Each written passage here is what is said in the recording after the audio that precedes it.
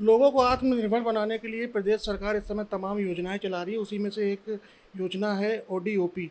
उसके बारे में बात करने के लिए आइए हम बात करते हैं ऋषि रंजन गोयल जी से, जो कि जिला उद्योग केंद्र के संयुक्त आयुक्त हैं। सर, बहुत बहुत स्वागत है आपका डेली इंसाइडर में। ये जानना चाहेंगे कि ओडीओपी जो योजना है ये किस तरीके की योजना है और कैसे इसका लोग लाभ ले सकते हैं। देखिए, एक जनपद एक उत्पाद, वन डिस्ट्रिक्ट वन प्रोडक्ट एक बहुत ही महत्वपूर्ण योजना है।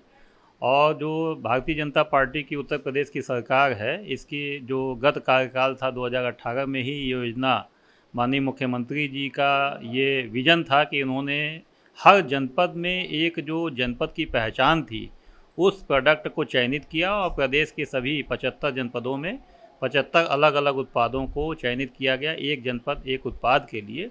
इसका उद्देश्य था कि जो पुराने कारीगर हैं, जो उद्यमी हैं, जो उस चयनित उत्पाद के लिए काम कर रहे हैं, उनको प्रमोशन देना, जिससे कि उनकी जीविका के साधन बढ़ सकें। उसमें जो डिज़ाइन डेवलपमेंट हैं उसको बढ़ाया जा सके, और साथ ही साथ वहाँ पे जो भी इंटरवेंशन की आवश्यकता है, चाहे उनको तकनीकी स्किल देने की आवश्यकता हो या वहीं कहीं कोई हार्ड इंटरवेंशन देने की आवश्यकता हो, नई मशीन नई तकनीक की आवश्यकता हो, वो उनको प्रोवाइड करते हुए और उनका जो उत्पादन का इनोवेशन का स्तर है उसको बढ़ाने के लिए ये पहल की गई। और इससे विगत 3-4 वर्षों में जो उत्तर प्रदेश का निर्यात है वो भी काफ़ी तेज़ी से बढ़ा है।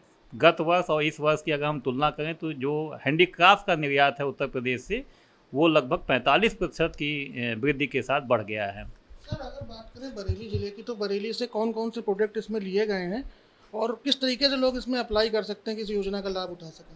देखिए, जैसा हमने बताया कि ओडीओपी एक बहुत ही महत्वाकांक्षी योजना है। इस योजना के अंतर्गत बैकवर्ड और फॉरवर्ड लिंकेजेज के लिए अलग अलग योजनाएं संचालित की गई हैं।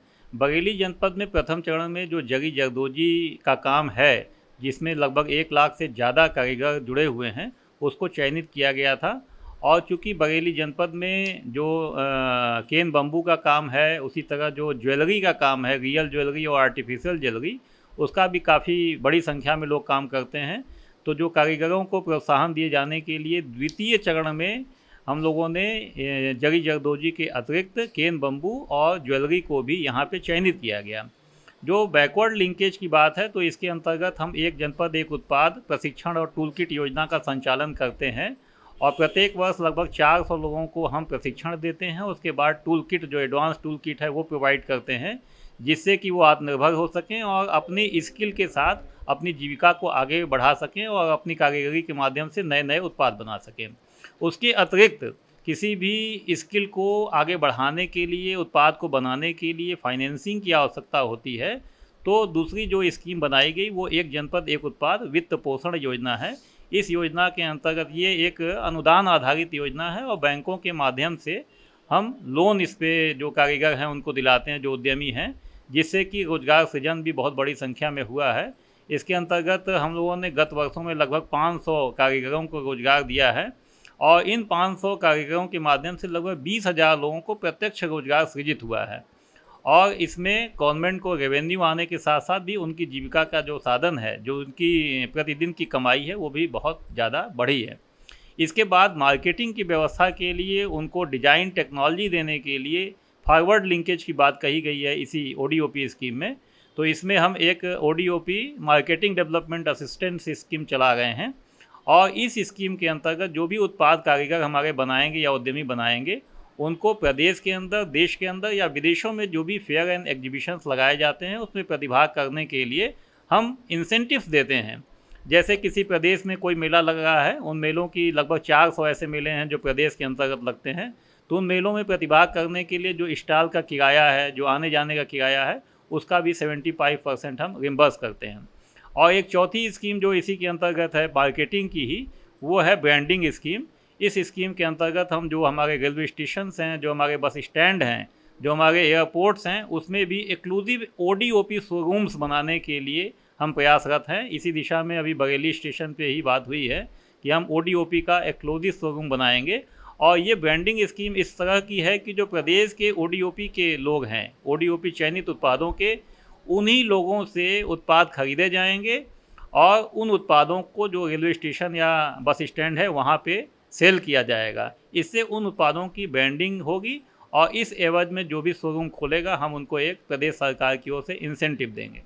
जो फॉरवर्ड लिंकेज में हमने डिज़ाइन और टेक्नोलॉजी के प्रमोशन की बात कही, उसमें एक ODOP कॉमन फैसिलिटी सेंटर योजना है और बरेली में बड़ी अच्छी बात है कि प्रथम चरण में ही एक कॉमन फैसिलिटी सेंटर का चयन कर दिया गया है। बहुत शीघ्र ही हम इसका काम भी स्टार्ट करा देंगे। ODOP कॉमन फैसिलिटी सेंटर ये खाई खेड़ा गाँव है नवाबगंज बॉर्डर पे, तो वहाँ पे इसका काम बहुत जल्दी शुरू हो जाएगा। वहाँ पे ट्रेनिंग की फैसिलिटी, मार्केटिंग की फैसिलिटी, डिजाइनिंग की फैसिलिटी, हर तरह की फैसिलिटीज़ एक छत के नीचे सभी तरह के कारीगरों को उपलब्ध हो सकेगी। जैसे बरेली में ODOP के अलावा और उद्योग धंधों को बढ़ाने के लिए क्या प्रयास आपकी तरफ से किए जा रहे हैं?